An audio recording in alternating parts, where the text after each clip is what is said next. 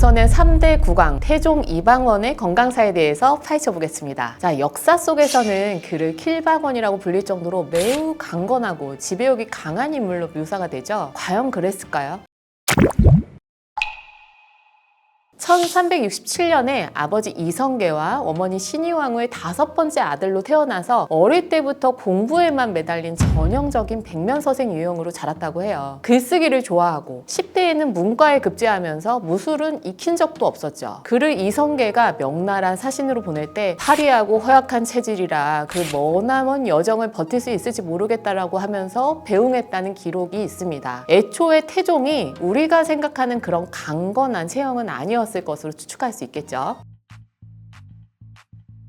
왕이 된 이후로 그를 가장 괴롭힌 질병, 바로 종기라고 합니다. 36세 재위 2년 차에 무려 10번에 걸린 종기에 시달렸는데 내가 지금 36세인데 그전에는 창종의 병이라고는 알지 못하였다. 그런데 금년에는 종기가 10번이나 났다면서 탄식했다고 합니다. 종기는 피하 감염으로 인해서 고름이 형성되는 질병인데요. 지금이야 뭐 며칠 안에 치료가 가능해서 가벼운 피부 질환 정도로 여기기 쉽지만 악화되면 피부 염증으로 끝나지 않고 발열이나 오한 등의 증상이 나타나서 정말 드물게는 폐혈증까지 진행돼서 생명이 위험해지기도 합니다. 그 당시를 생각을 해보세요. 소독도 제대로 되지 않는 침으로 고름을 그냥 짜내는 식의 치료를 했는데 확실한 절개 배농법도 아니고 항생제가 없었기 때문에 그야말로 끙끙 앓다가 종기로 사망하는 경우도 적지 않았습니다. 실제로 조선 효종의 경우에는 어이 신각이라는 사람이 종기가 난 부위를 잘못 땄다가 사망을 했었거든요. 그때는 이게 쉬운 치료는 아니었던 거죠. 아마 태종 때 수도도 한양으로 옮긴 데다가 왕권 중심과 강화에 매진하고 과다한 업무에 매달리면서 면역력이 떨어지고 운동을 거의 안 하는 왕의 생활을 하다 보니 종기가 자주 생긴 게 아닌가 싶습니다. 태종 시대에 현대의학이 있었다면 그야말로 뭐 쉽게 치료가 됐겠죠.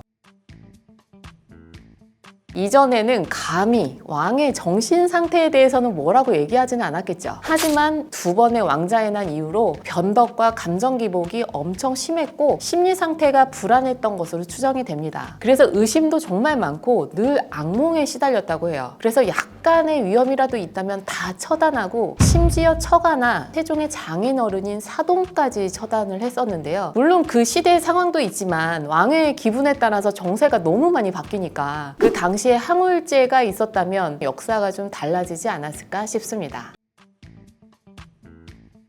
1422년 세종 4년에는 사냥을 다녀온 이후 갑자기 병석에 일어나지 못하고 한 달간 앓다가 사망했다고 나와 있는데요. 몇 문헌에서 이 종기에서 중풍이 되었다라고 내용이 나오는데 사실 완전히 틀린 얘기는 아닙니다. 몸에 만성 염증 상태가 지속되면 혈관에서도 동맥경화가 발생하고 이로 인한 혈관 폐색이 뇌졸중의 원인이 될 수도 있기 때문에 일부에서는 일리 있는 말이기도 하죠. 그리고 뇌졸중이 맞았다면 이 침상 생활을 오래 하면서 가장 큰 합병증인 폐렴으로 인한 사망도 가능성이 크겠습니다. 세상 떠나기 전에 세종에게 이 세상의 모든 악몽과 슬픔을 내가 다 뒤집어 쓰고 갈 테니까 나를 딛고 부디 가장 어진 성군이 되라 라고 했다고 하는데요. 여려 보이지만 그 누구보다 강인하고 몸을 아끼지 않고 스스로 이 악역을 자처했던 왕이 아니었을까. 그래서 이후에 세종대왕이 나오지 않았을까 생각합니다. 오늘 이야기는 여기까지고요. 다음에 또 흥미로운 이야기로 찾아오겠습니다.